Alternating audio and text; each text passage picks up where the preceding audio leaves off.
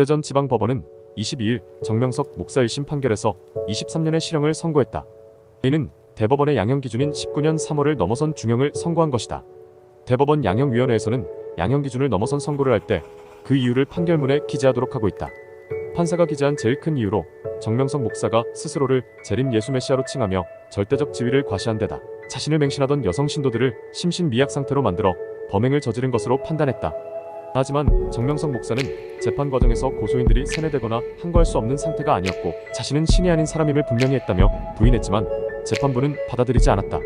1978년 선교회를 창립한 이후 10만 번 이상의 설교와 말씀, 그리고 작고 큰 집회를 통해 정명석 목사가 했던 모든 말씀은 공통점이 있다. 성경을 중심으로 모든 말씀을 전했고 하나님과 예수님을 통해 받은 말씀을 중심으로 설교하였다. 때로 너무 설교에 집중하다 보면 순간 신이 들리듯이 예수님이 직접 임재하여 예수님처럼 설교를 하기도 하였다. 이는 정명석 목사만이 아니라 다른 교파 유명 목사의 설교를 보아도 그런 사례가 많다.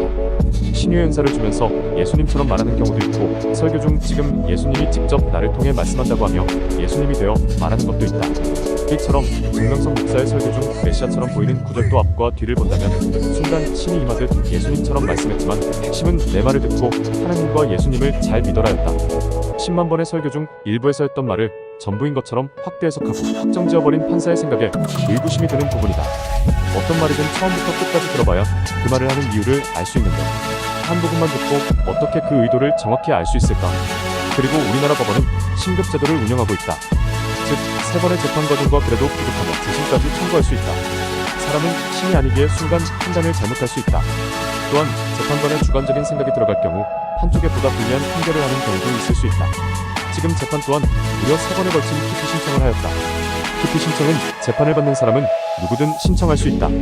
하지만 판사 입장에서는 당연히 다른 사람의 재판을 받고 싶다는데 기분 좋을 사람이 어디 있겠는가? 또한 증거의 채택도 판사가 정하는 기준에 부합하면 증거가 될 수 있다. 어떤 명확한 기준이 아니라 판사가 보았을 때 합당한지에 따라 다른 것이다. 실제 많은 재판 중 1심 확정 이후 2심에서 뒤집힌 재판이 수없이 많다. 특히 증거에 따라 갈리는 부분이 많았다.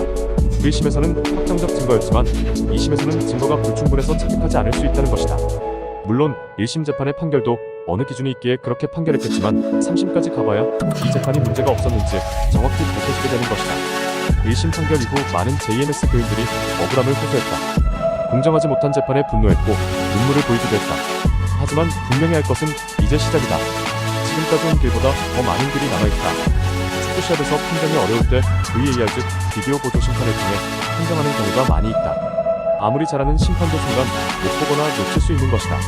이처럼 1심에서 아무리 정확하게 보았다고 하더라도 놓치고 보지 못한 부분이 있을 것이다. 그래서 3심까지는 가봐야 정확히 판명이 나는 것이다. 1심과 2심 판사의 견해가 다르다면 중점을 들여보는 것 또한 다를 것이다. 판결에 대한 답답함이 크겠지만 지금은 앞으로의 진행에 더 집중해야 할 때이다.